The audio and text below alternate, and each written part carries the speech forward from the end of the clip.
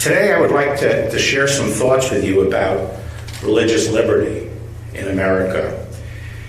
It's an important priority in this administration and for this Department of Justice.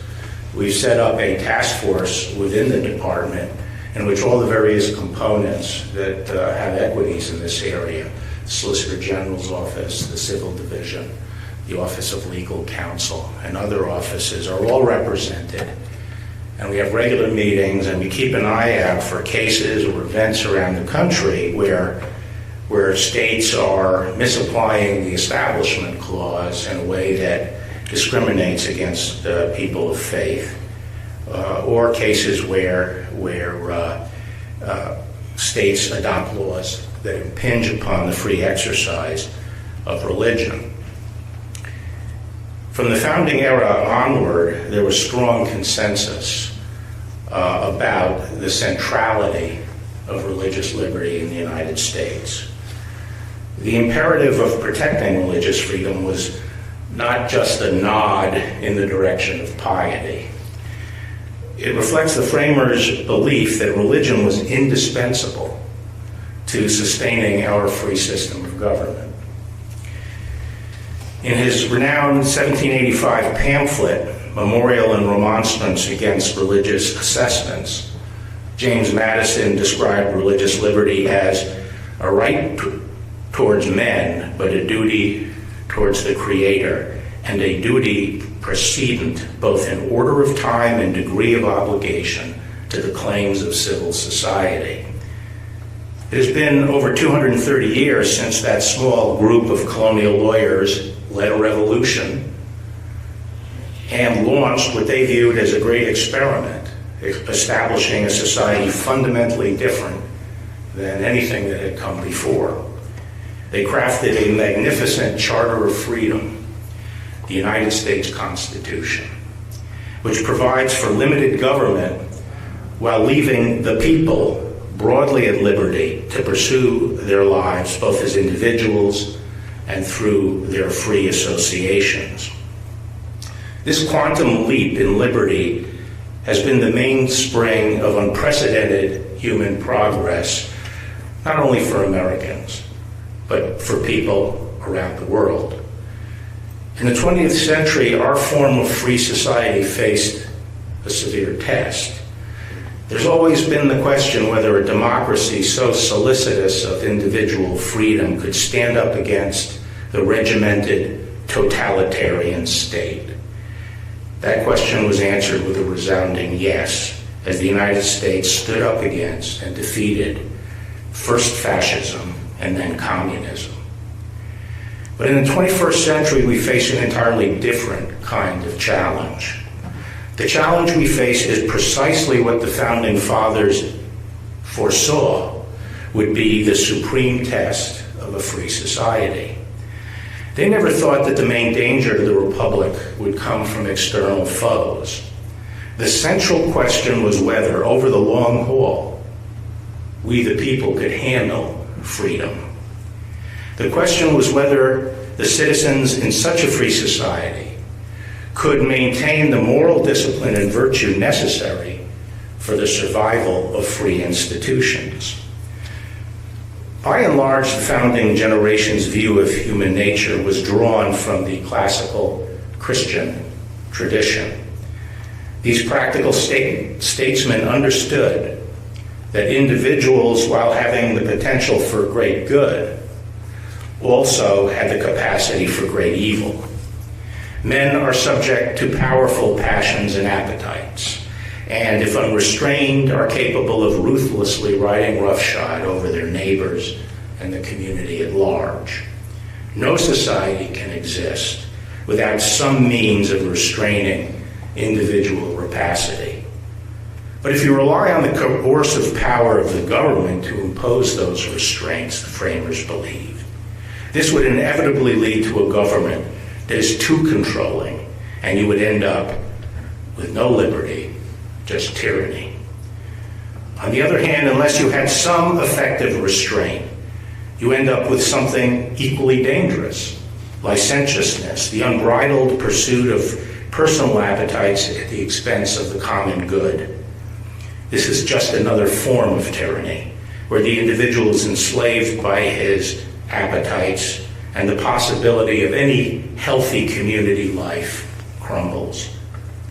Edmund Burke summed up this point in his typically colorful language. Men are qualified for civil liberty in exact proportion to their disposition to put chains upon their own appetites. Society cannot exist unless a controlling power be placed somewhere, and less of it there is within, the more of it there must be without. It is ordained in the eternal constitution of things that men of intemperate minds cannot be free. Their passions forge their fetters. So the founders decided to take a gamble, and they called it a great experiment. They would leave the people broad liberty, they would limit the coercive power of the government, and they would place their trust in the self-discipline and virtue of the American people. In the words of Madison, we have staked our future on the ability of each of us to govern ourselves. And this is really what they meant by self-government. It did not mean primarily the mechanics by which we select a representative legislature. It referred to the capacity of each individual to restrain and govern themselves. But what was the source of this internal controlling power? In a free republic, those restraints could not be handed down from above by philosopher kings. Instead, social order must flow up from the people themselves, freely obeying the dictates of inwardly possessed and commonly shared moral values. And to control willful human beings with an infinite capacity to rationalize, those moral values must rest on authority independent of men's wills. They must flow from the transcendent supreme being. In short, in the framers' view, free government was only suitable and sustainable for a religious people, a people who recognized that there was a transcendent moral order antecedent to both the state and to man-made laws, and had the discipline to control themselves according to those enduring principles. As John Adams put it, we have no government armed with the power which is capable of contending with human passions unbridled by morality and religion. Our Constitution was made only for a moral and religious people. It is wholly inadequate for the government of any other. And as Father John Courtney Murray observed, the American tenet was not that free government is inevitable, only that it is possible, and that its possibility can be realized only when the people as a whole are inwardly governed by the recognized imperatives of the universal moral order. Well, how does religion promote moral discipline and the virtue needed to sustain free government? Well, first, it gives us rules to live by. The founding generation were Christians, and they believed that the Judeo-Christian moral system corresponds to the true nature of man. And those rules speak to man and fulfill man both in his private spiritual life and in his communal life. Those moral precepts start, of course, in Christianity with the two great commandments, to love God with your whole heart, soul, and mind, and to love thy neighbor as thyself. But they also include the guidance of natural law, a real transcendent moral order which flows from God's eternal law, the divine wisdom by which the whole of creation is ordered. The eternal law is impressed upon and reflected in all created things. And from the nature of things we can, through reason and experience, discern standards of right and wrong that exist independent of human will. Now, modern secularists dismiss this idea of morality as sort of otherworldly superstition imposed by a killjoy clergy. But in fact, Judeo-Christian moral standards are the ultimate utilitarian rules for human conduct. They reflect the rules that are best for man, not in the by and by, but in the here and now. They are like God's instruction manual for the best running of man and the best operation of human society. And by the same token, violations of these moral laws have bad real-world consequences for man and for society. We may not pay the price immediately, but over time, the harm is real. Religion also helps promote moral discipline within society. We're all fallen. We don't automatically conform our conduct to moral rules, even when we know that they are good for us. But religion helps teach, train, and habituate people to want what is good. It does not do this primarily by formal laws, that is, by coercive power.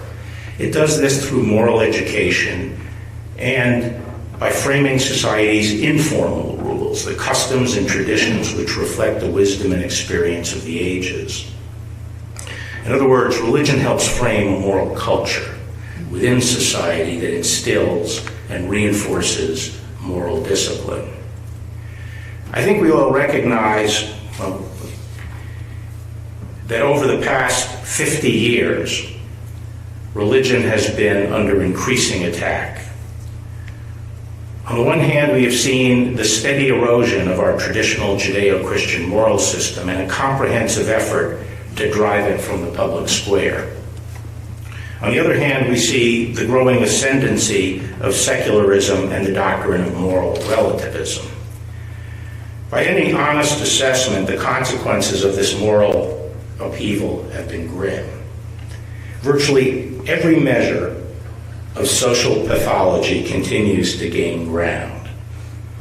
In 1965, the illegitimacy rate was 8%. The last time I was Attorney General in 1992, it was at 25%. Today, it is at over 40%, and that's the national average. In many of our large urban areas, as we know, it is well over 70%. Along with the wreckage of the family, we are seeing record levels of depression and mental illness, dispirited young people, soaring suicide rates, increasing numbers of angry and alienated young males, an increase in senseless violence, and a deadly drug epidemic. As you know, over 70,000 people die a year from drug overdoses. That is more casualties in a year than we experienced during the entire Vietnam War. I won't dwell on the bitter results of the new secular age. Suffice it to say that the campaign to destroy the traditional moral order has coincided, and I believe has brought with it immense suffering and misery. And yet the forces of secularism, ignoring these tragic results, press on with even greater militancy. Among the militant secularists are many so-called progressives. But where is the progress? We are told we are living in a post-Christian era. But what has replaced the Judeo-Christian moral system? What is it that can fill the spiritual void in the hearts of the individual person? And what is the system of values that can sustain human social life? The fact is that no secular creed has emerged capable of performing the role of religion. Scholarship suggests that religion has been integral to the development and thriving of Homo sapiens since we emerged roughly 50,000 years ago. And it is just for the past few hundred years that we've embarked on this experiment of living without religion. We hear much today about our humane values, but in the final analysis, what undergirds these values? What commands our adherence to them? What we call values today is really nothing more than mere sentimentality, still drawing on the vapor trails of Christianity.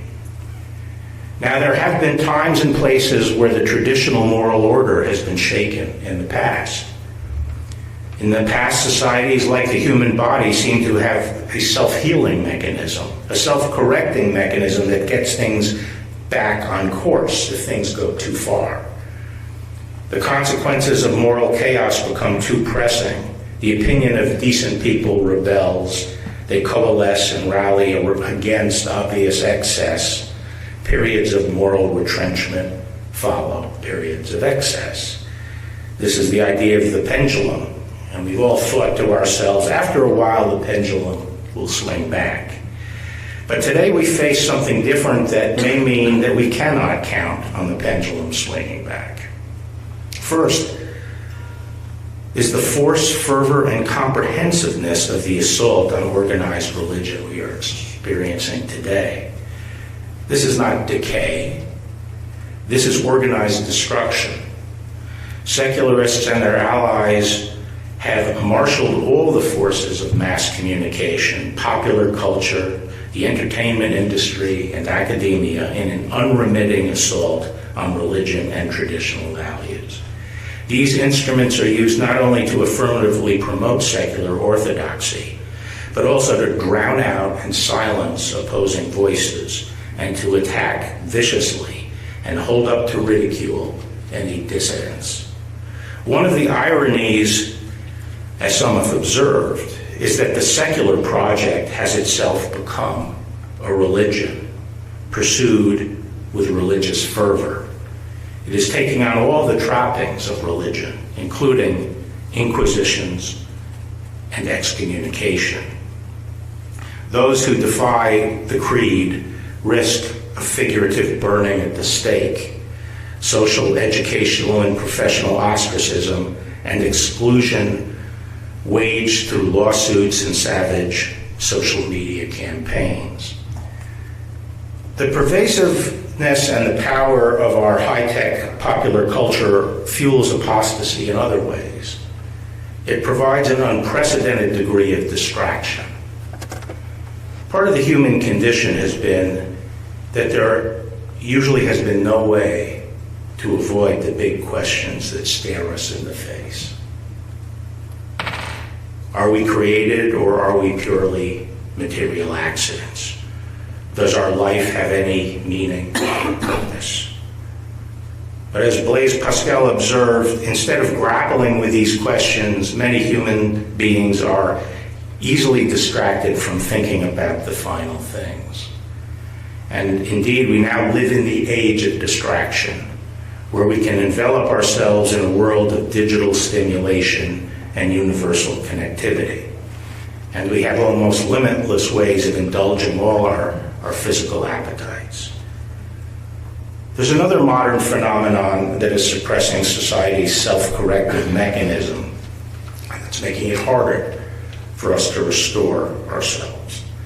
In the past, when societies are threatened by moral chaos, the overall social costs of licentiousness and irresponsible personal conduct become so high that society ultimately recoils and reevaluates the path it is on.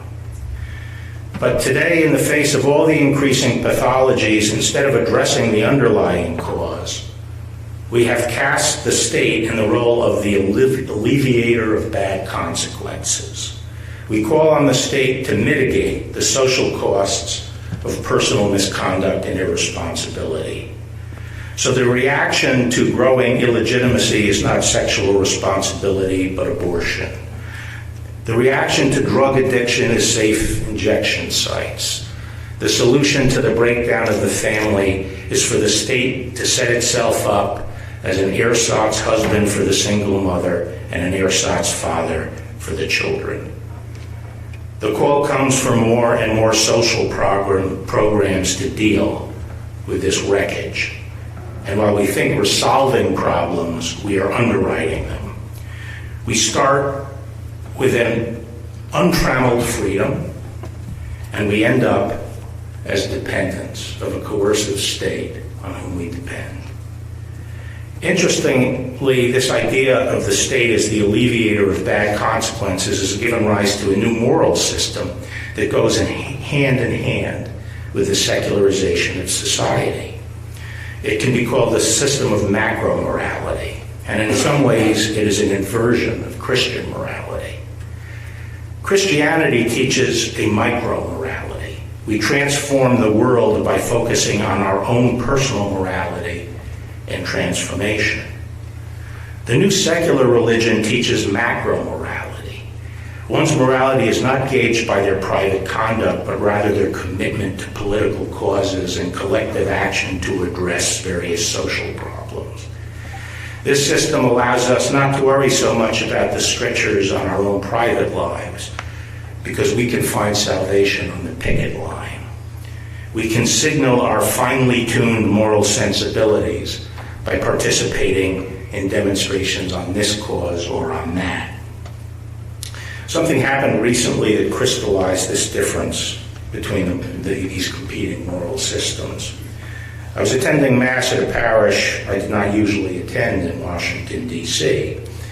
And at the end of Mass, the chairman of the Social Justice Committee got up to give his report to the parish. And he pointed to the growing homeless problem in D.C. and explained that more mobile soup kitchens were needed to feed them.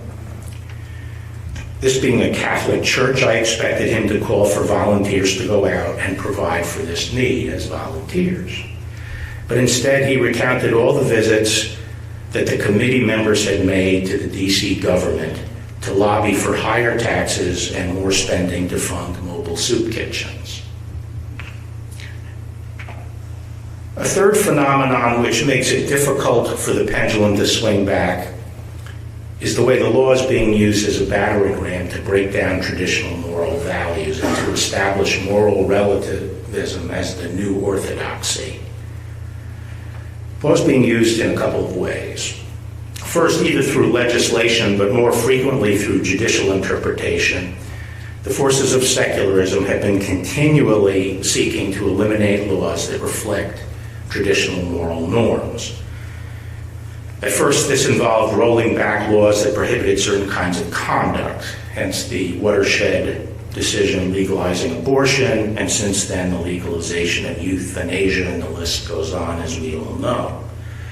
More recently, we have seen the law used aggressively to force religious people and entities to subscribe to practices and policies that are antithetical to their faith. The problem is not that religion is being forced on others. The problem is that irreligion is being forced. Secular values are being forced on people of faith. This reminds me of the way Roman emperors just couldn't leave the minority of Christians in the empire alone, although they were loyal to the emperor. They couldn't leave them in peace. They would mandate that they had to violate their conscience by offering religious sacrifice to the emperor as a god. Similarly today, militant secularists do not have a live and let live spirit. They are not content to leave religious people alone to practice their faith. Instead, they seem to take delight in compelling people to violate their conscience. For example, the last administration sought to force religious employers, including Catholic religious orders, to violate their sincerely held religious views by funding contraceptive and abortifacient coverage in their health plans. And similarly, recently, California has sought to require pro-life pregnancy centers to provide notices of abortion rights. This refusal to accommodate the free exercise of religion is relatively recent. Just 25 years ago, there was a broad consensus in our society that our laws should accommodate religious belief. In 1993, Congress passed the Religious Freedom Restoration Act. The purpose of the statute was to promote maximum accommodation to religion when the government adopted broad policies that might impinge on religious practice. And at the time, this was not controversial. It was introduced by Chuck Schumer with 170 co-sponsors in the House, and was introduced by Ted Kennedy and Orrin Hatch with 59 co-sponsors in the Senate, and it passed the Senate by 97-3. But recently, as the process of secularization has accelerated, this statute has come under assault, and the idea of religious accommodation is falling out of favor. Because this administration firmly supports accommodation of religion, the battleground at this time has largely shifted to the states. Some state governments are now attempting to compel religious individuals and entities to subscribe to practices or to espouse viewpoints that are incompatible with their religion. Ground zero for these attacks on religion are the schools, and to me this is the most serious challenge to religious liberty today. For anyone who has a religious faith, by far the most important part of exercising that faith is teaching that religion to your children, the passing on of the faith. There is no greater gift we can give our children and no greater expression of love. And for the government to interfere in that process is a monstrous invasion of religious liberty. Yet, this is where the battle is being joined, and I see that it's being waged on three fronts. The first front relates to the content of public school curriculum. Many states are adopting curriculum that is incompatible with traditional Judeo-Christian principles, according to which parents are attempting to raise their children. And they often do this without any opt-out provision for religious families. Thus, for example, New Jersey recently passed a law requiring public schools to adopt an LGBT curriculum that many feel is inconsistent with traditional Christian teaching. Similar laws have been passed in California and Illinois. And the Orange County Board of Education in California issued an opinion that, quote, parents who disagree with the instructional material related to gender identity, gender expression, and sexual orientation may not excuse their children from this instruction. Indeed, in some cases, the schools may not even warn parents about the lessons they plan to teach on controversial subjects relating to sexual behavior and relationships. This puts parents who dissent from the secular orthodoxy to a difficult choice. Try to scrape together enough money to send their kids to private school or homeschooling, or allow their children to be inculcated with messages that they fundamentally reject.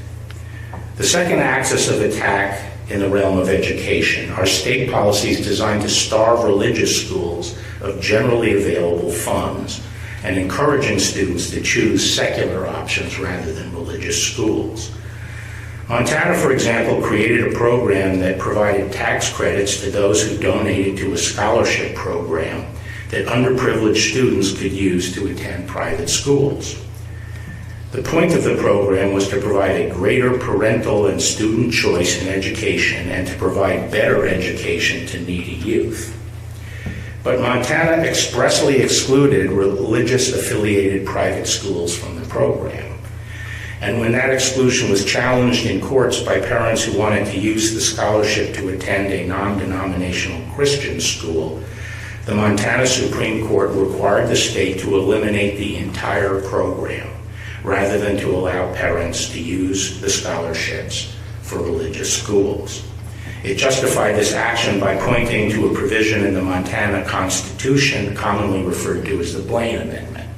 Blaine amendments, as many of you know, were passed at a time of rampant anti-Catholic animus in this country and typically disqualify religious institutions from receiving any direct or indirect payment from state funds.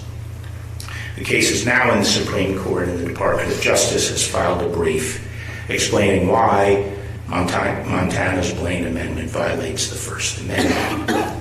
Finally, the third kind of assault on religious freedom in education have been recent efforts to use state laws to force religious schools to adhere to secular orthodoxy. For example, right here in Indiana, a teacher sued the Catholic Archbishop of Indianapolis for directing the Catholic schools within his diocese that they could not employ teachers in same-sex marriages because the example of those same-sex marriages would undermine the school's teaching on the Catholic view of marriage and the complementarity of the sexes. This lawsuit clearly infringes on the First Amendment rights of the Archdiocese by interfering both with its expressive association and with its church autonomy. And the Department of Justice filed a statement of interest in the state court making these points, and we hope that the state court will soon dismiss this case. Taken together, these cases paint a disturbing picture. We see the state requiring local public schools to insert themselves into contentious social debates without regard to the religious views of their students or parents.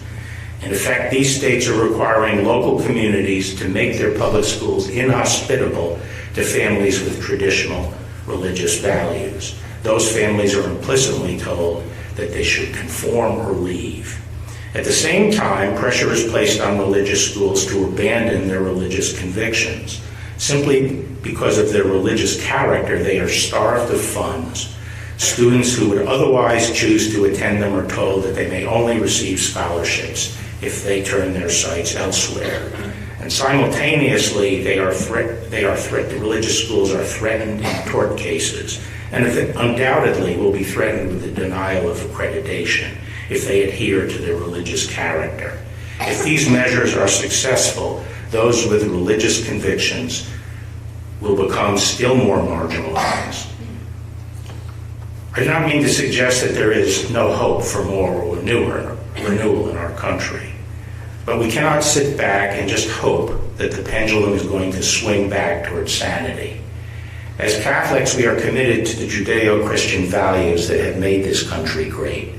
And we know that the first thing we have to do to promote this renewal is to ensure that we are putting our principles into practice in our own personal lives.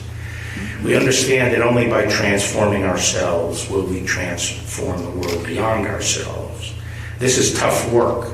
It's hard to resist the constant seductions of contemporary society. And this is where we need the grace and prayer and the help of the Church. Beyond this, we must place greater emphasis on the moral education of our children. Education is not vocational training.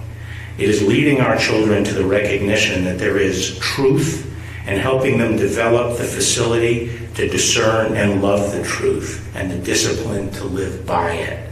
We cannot have a moral renaissance unless we succeed in passing to the next generation our faith and values in full vigor. The times are hostile to this. Public agencies, including public schools, are becoming secularized and increasingly actively promoting moral relativism. If ever there was a need for a resurgence of Catholic education and more generally religiously affiliated schools, it is today. I think we should do all we can to promote and support authentic Catholic education at all levels. Finally, as lawyers, we should be particularly active in the struggle that is being waged against religion on the legal plane. We must be vigilant to resist efforts by forces of secularization to drive religious viewpoints from the public square and to impinge upon our exercise of our faith. I can assure you that as long as I am Attorney General, the Department of Justice will be at the forefront of this effort, ready to fight for the most cherished of all our American liberties, the freedom to live according to our faith. Thank you for the opportunity to talk with you today, and God bless you and Notre Dame.